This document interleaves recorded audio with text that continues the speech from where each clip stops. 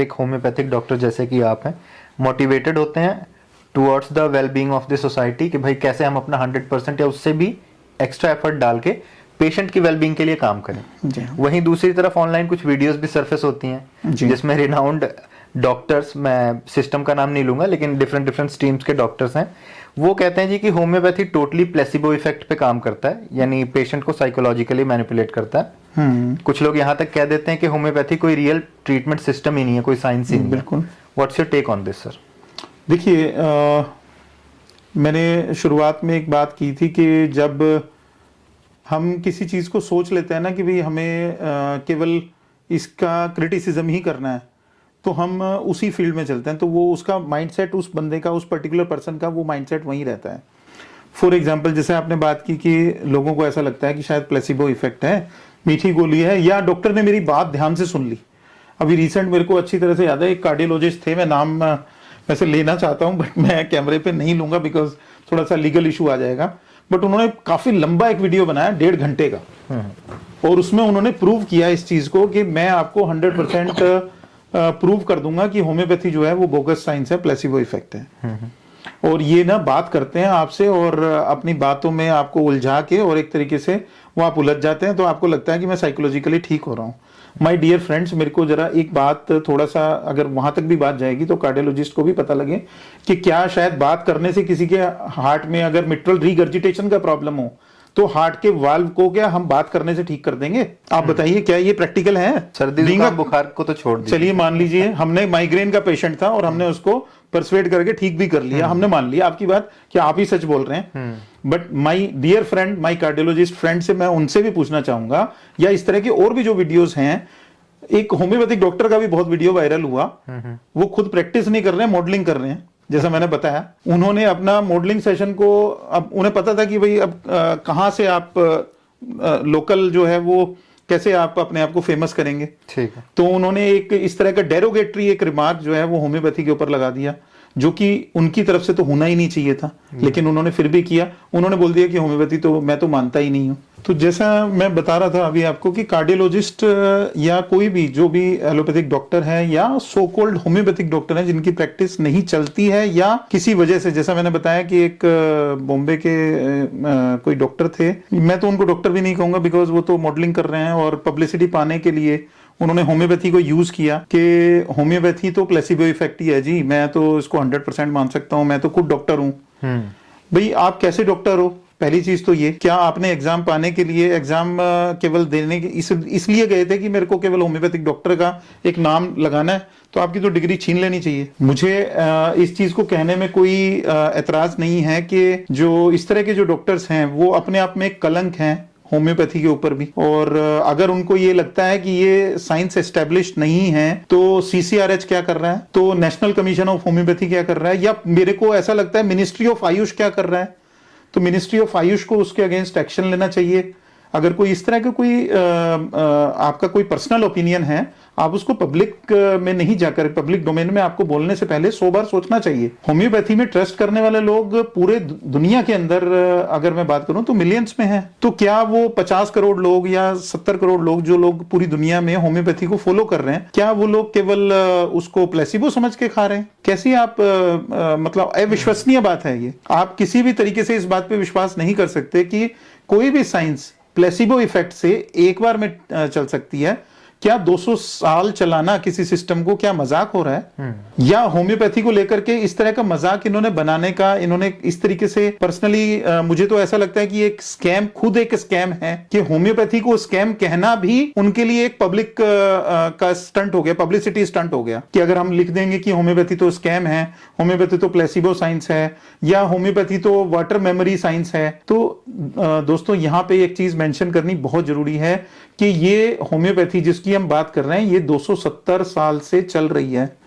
200-250 साल से किसी साइंस का चलना या पेशेंट का ठीक होना वो प्लेसिबो इफेक्ट से नहीं हो सकता। और अगर माय डियर फ्रेंड्स, अगर इस तरह का कोई बंदा है पर्सनली, तो वो कोर्ट में जाके इसको चैलेंज करे, बजाय इसके कि पब्लिक डोमेन में आप खड़े होकर के लोगों का विश्वास आप तहस नहस करने की कोशिश करें। इसमें पॉलिटिक्स बिल्कुल ना करें, इसमें कोशिश करें कि इसमें पॉलिटिक्स ना हो। एटलीस्ट जिस पेशेंट को जहां से आराम मिलता है उसे वो दवाई खाने का हक है। शायद ये राइट टू जैसा इंफॉर्मेशन एक्ट है ना, ऐसा ही राइट टू हेल्थ भी एक एक्ट होना चाहिए। ये चीज होनी चाहिए कि पेशेंट के पास ये राइट हो कि वो आयुर्वेदा खाए, वो होम्योपैथी खाए, वो वैक्सीन लगवाए, वो वैक्सीन ना लगवाए, वो एलोपैथिक मेडिसिन फलाना डिजीज के लिए ले या ना ले। लेकिन जो कार्डियोलॉजिस्ट ने या किसी भी XYZ जो डॉक्टर्स इस तरह के वीडियोस, रबिश वीडियोस जो बना रहे हैं, उस पर रोक लगनी चाहिए। मैं पुरजोर तरीके से गवर्नमेंट से भी आह्वान करना चाहूंगा, अगर ये वीडियो हमारा वहां तक चला जाता है और लोगों तक पहुंचता है तो आयुष डिपार्टमेंट इसमें एक्शन ले, थोड़ा सा स्ट्रॉन्ग एक्शन ले इस तरह के डॉक्टर्स के अगेंस्ट जो कि होम्योपैथी की छवि को धूमिल करने का काम कर रहे हैं। बजाय इसके कि आयुष डिपार्टमेंट हमारा लगा है, CCRH लगी है, NCH लगा है, इस तरह के कमीशंस बना रही है गवर्नमेंट कि आप होम्योपैथी को अपग्रेड करें, और इस तरह के डॉक्टर्स वो छवि को धूमिल कर रहे हैं। तो that should be put behind the bars. इस तरह के लोगों को कुछ कानूनी तरीके से समझाया जाना चाहिए। और जैसा कि मैं तो यही कह सकता हूं कि जैसे मोदी जी बोलते हैं ना, जिसको जिस भाषा में समझ में आए उसको उसी भाषा में समझा देना चाहिए। तो यहां ये बात लागू करनी चाहिए। ये बात किसी पार्टी की नहीं है, ये बात पूरे होम्योपैथिक सिस्टम ऑफ मेडिसिन की है जिसको करोड़ों लोग फॉलो करते हैं। बिल्कुल। तो मैं यहाँ बिल्कुल भी लीनियंट नहीं हूँ, I am very strict about this. और हमारी जो पूरी एसोसिएशंस भी हैं, पूरे इंडिया में जितनी भी एसोसिएशंस होम्योपैथी को लेकर के हैं, उन सभी ने इसमें आवाज भी उठाई है और उठनी भी चाहिए, ताकि लोगों तक जो विश्वास बन रहा है, हम उसके विश्वास को अगर थोड़ा बढ़ा नहीं सकते तो आप घटाने की तरफ ना चलें। बिल्कुल जी। वीडियो की शुरुआत में सर आपने होम्योपैथिक प्रिंसिपल बताते टाइम एक डायनेमाइजेशन का प्रिंसिपल बताया था जी, थोड़ा सा उसके बारे में बताइए। देखिए, ये थोड़ा सा एक एडवांस सब्जेक्ट मैं कहूँगा, टोटली एडवांस्ड है और जनरल पब्लिक को ये समझना थोड़ा सा मुश्किल काम है। लेकिन कुछ लोग इसको भी, जैसा मैंने अभी बात कर रहे थे कि प्लेसिबो इफेक्ट में, तो लोगों को ऐसा लगता है कि अगर हम पानी में अगर कैसे बोलेंगे आप पंजाबी में, कैसे बोलेंगे, पानी कहते पानी च मधानी चलावांगे ना, तब मक्खन नहीं आंदा। इसको आप थोड़ा सा और इलेबोरेट करके मैं समझाने की कोशिश करूंगा। लेकिन ये गुण सबको पता है कि जो छाछ, रिड़की हुई छाछ होती है जिसमें से मक्खन निकाल लिया जाता है दही में से रिड़क करके, जो पीछे छाछ बचती है उसकी वैल्यू बहुत ज्यादा है और इस बात को साइंटिस्ट मानते हैं। अब जब इसकी थोड़ी बहुत रिसर्च जैसे जैसे हुई तो मालूम पड़ा कि छाछ के अंदर कुछ इस तरह के गुण बन जाते हैं, क्योंकि उसको बहुत एक लेवल पे उसको मथा जाता है, उसको जब चर्ण किया जाता है तो चर्निंग के दौरान जो पार्टिकल्स होते हैं उनकी एनर्जी, जो पोटेंशियल एनर्जी थी, जो स्थिर ऊर्जा थी, वो काइनेटिक एनर्जी में चेंज हो जाती है।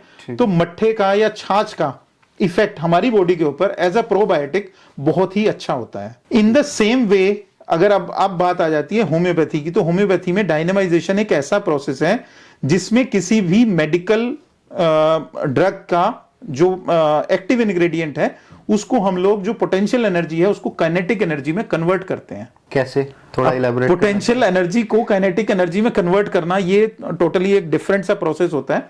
और डॉक्टर हैनीमैन ने जिस टाइम ये सिस्टम बनाया था तो ये मतलब उस जमाने के लिए भी नया था, और मैं समझता हूँ आज 200-250 साल के बाद भी अभी तक लोग इस पे रिसर्च नहीं कर पाए और समझ नहीं पाए। हालांकि स्पेक्ट्रोग्राम ने ये चीज प्रूव कर दी है कि मॉलिक्यूल्स का लेवल बढ़ने से हमारा जो शरीर है उसका रिस्पॉन्स भी उसके लिए बढ़ता है। इसी वजह से होम्योपैथी का ये प्रिंसिपल भी है कि जितना ड्रग डायनेमाइजेशन अच्छा होगा उतना ही पेशेंट को फायदा ज्यादा होगा। ठीक है। जैसे फॉर एग्जाम्पल, अगर किसी पेशेंट को हमने दवा दी, 30 पोटेंसी में हम दवा दे रहे हैं और पेशेंट को थोड़ा ठीक हो गया, ज्वाइंट पेन थे, रिलीफ होने लगा, पेशेंट हमारे पास फिर से आया, सेम ही समस्या है, वो कहता है डॉक्टर साहब मेरे को आराम तो मिल रहा है बट कभी कभी अभी भी हो जाता है। तो हमने उसकी पोटेंसी को बढ़ाना है, 30 से लेकर के 200 तक हमारे पास पोटेंसी का ऑप्शन है। लेकिन 200 के बाद हमारे पास सीधा ऑप्शन 1M का है। तो हम क्या करते हैं, ड्रग डायनेमाइजेशन में कुछ मेडिसिन अब LM स्केल में भी यूज होती हैं। डिफरेंट तरीके से स्केल होते हैं होम्योपैथी में, डेसिमल स्केल, सेंटीसिमल स्केल और 50 मिलीसिमल स्केल। अब जो 50 मिलीसिमल स्केल है वो सबसे ज्यादा यूज किया जाता है होम्योपैथी में आजकल के टाइम में। जो हम लोग बीइंग अ क्लासिकल होम्योपैथ, हम लोग जैसे आपने ऑटो इम्यून डिजीज की बात की तो उसमें सबसे ज्यादा यूज करते हैं। ठीक है। ये टोटली एक थोड़ा सा साइंटिफिक हो जाएगा, जनरल लेमैन के लिए समझना मुश्किल है। लेकिन ड्रग डायनेमाइजेशन को बस आप ऐसे समझ सकते हैं कि जो पानी जिसमें कुछ भी नहीं है, देखने में हमें लग रहा है, एक बोतल के अंदर आप शेक कर दो, सपोज कोई बोतल है हमारे पास, एक बोतल आप दे दो जरा मेरे को, कोई भी बोतल दे दो। तो इस बोतल से हमने इसको केवल शेक किया और शेक करने से हमारे पास, हमें ऐसा लग रहा है कि इसमें कुछ नहीं हुआ, केवल हमारे को पानी ही मिलेगा, नहीं, इस पानी का अंदर जो पोटेंशियल एनर्जी थी वो काइनेटिक एनर्जी में कन्वर्ट होती है, प्लस इसमें बहुत तरह के जो मॉलिक्यूल्स हैं वो बढ़ जाएंगे। यानी अगर हम और इसको अच्छे तरीके से डिफाइन करें तो इसमें हमारे प्रोटॉन्स, न्यूट्रॉन्स और इलेक्ट्रॉन्स ये हमारे बढ़ जाएंगे। जितना हम हिलाएंगे, जितना शेक करेंगे उतना बढ़ता जाएगा। तो हम क्या करते हैं, मेडिसिन के इफेक्ट को बढ़ाने के लिए, उसको डायनेमिक बनाने के लिए इस प्रोसेस को यूज करते हैं। और ये दो तरीके से होता है, एक ट्राइचुरेशन और एक जो मैंने अभी बताया आपको शेक करके जो हम ये करते हैं। ये दो तरीके से हम इसको कर सकते हैं। और लिक्विड मेडिसिन को अलग तरीके से किया जाता है, और जो सॉलिड मेडिसिन आपको दी जाती है, सपोज कोई ट्राइचुरेशन हम बना रहे हैं तो उसको पाउडर फॉर्म में, आपने देखा होगा डॉक्टरों के पास कुंडी सोटा कुछ इस तरह से होता है ना, उसको हम लोग मोटर पैसल बोलते हैं। तो जो मोटर पैसल में हम लोग करते हैं वो उसका एक अलग प्रोसेस है। तो ये टोटली टेक्निकल है, बट एक चीज मोटा मोटी समझने की जरूरत है कि जितना आपका पोटेंशियल एनर्जी काइनेटिक एनर्जी में कन्वर्ट हो जाएगी, मॉलिक्यूल्स ज्यादा टूटेंगे, उतने ही मॉलिक्यूल्स आपको मेडिसिन के ज्यादा मिलेंगे और उतना ही जल्दी बीमारी से आपको आराम ज्यादा मिलेगा। तो डायनामाइजेशन को मैं ऐसे समझ सकते हैं कि किसी मेडिसिन के इफेक्ट को बढ़ाना हो, बिल्कुल, तो डायनामाइजेशन का प्रिंसिपल यूज किया जाता है।